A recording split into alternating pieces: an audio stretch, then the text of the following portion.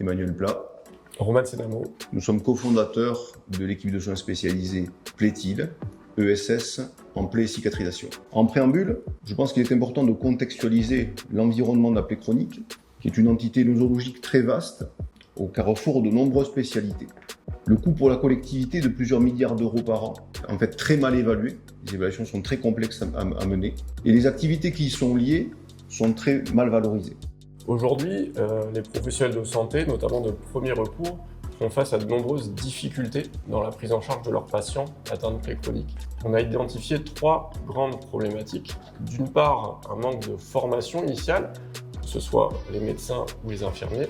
Ensuite, il existe évidemment des inégalités territoriales d'accès aux soins, et celles-ci sont renforcées par un manque de lisibilité de l'offre de soins en plaie et cicatrisation. Et enfin, il existe des difficultés de coordination entre les professionnels et les centres. Et là, ça vient de la transversalité de la prise en charge liée à l'intervention de nombreuses spécialités médicales.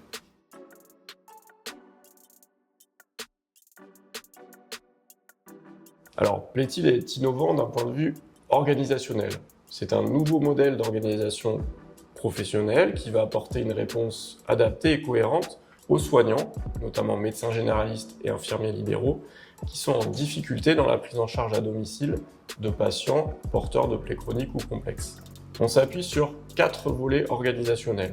Premièrement, un guichet numérique unique, c'est-à-dire une solution de téléexpertise qui va être accessible aux soignants de toute la région. Ensuite, nous avons un noyau d'acteurs dans l'ESS qui va être dédié à l'appui à la coordination de parcours, et donc nous allons aider les équipes à organiser la prise en charge. Ensuite, les médecins, les infirmiers qui sont dans l'équipe vont intervenir en télémédecine, en téléexpertise, en téléconsultation assistée à domicile et également en téléassistance médicale. Ces professionnels partagent du temps au dispositif en plus de leur activité habituelle. Enfin, pour être efficient dans les parcours, nous établissons des partenariats avec des centres de cicatrisation et des établissements de santé dans une logique de parcours gradué et de parcours territorialisé.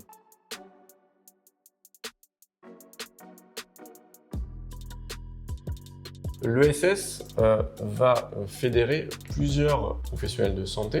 Donc, d'une part, des infirmiers experts en plaie cicatrisation. Ces infirmiers sont titulaires d'un diplôme universitaire de plaie cicatrisation et vont être tous délégués par des médecins de l'équipe via un protocole de coopération nationale.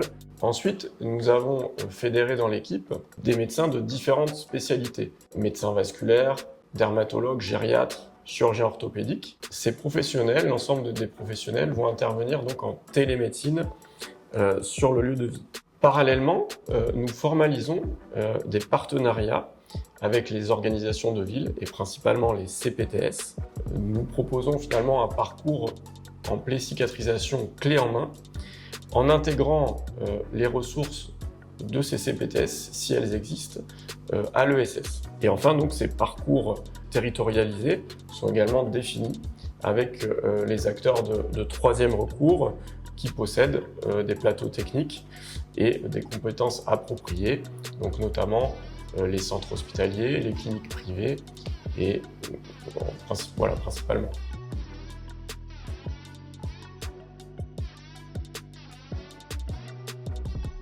Alors la télémédecine est un outil formidablement bien adapté à la plaie chronique. En premier lieu, la téléexpertise permet une première approche, de déterminer le contexte global lié au patient et à ses pathologies, et nous permet d'emblée de repérer les principaux facteurs de complexité qui seront à intégrer à la prise en charge. Nous répondons dans les 48 heures ouvrées en premier avis en téléexpertise. La téléconsultation assistée est une consultation à distance qui va donner la possibilité de compléter les premières données que nous avons eues en téléexpertise, notamment voir le lieu de vie du patient, mais aussi créer un véritable lien avec le patient et les soignants de premier recours.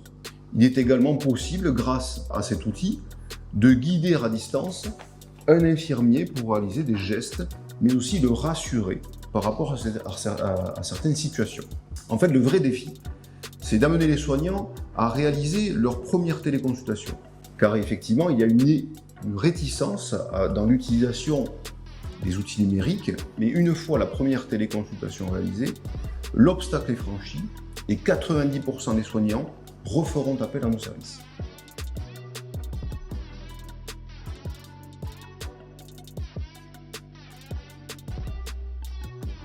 Effectivement, les patients que nous prenons en charge sont majoritairement âgés, fragiles, polypathologiques, souvent dépendants. Et garder et soigner les patients sur leur lieu de vie est un vrai défi qui permet d'éviter le stress lié au transport, mais aussi à la confrontation à un professionnel de santé qui leur est inconnu. Au-delà d'éviter les déplacements non adaptés, pour des consultations et examens non justifiés, nos interventions permettent d'éviter le recours aux urgences, aux hospitalisations non programmées, avec toujours un objectif central, c'est de réduire les délais de cicatrisation et d'améliorer le confort de vie des patients.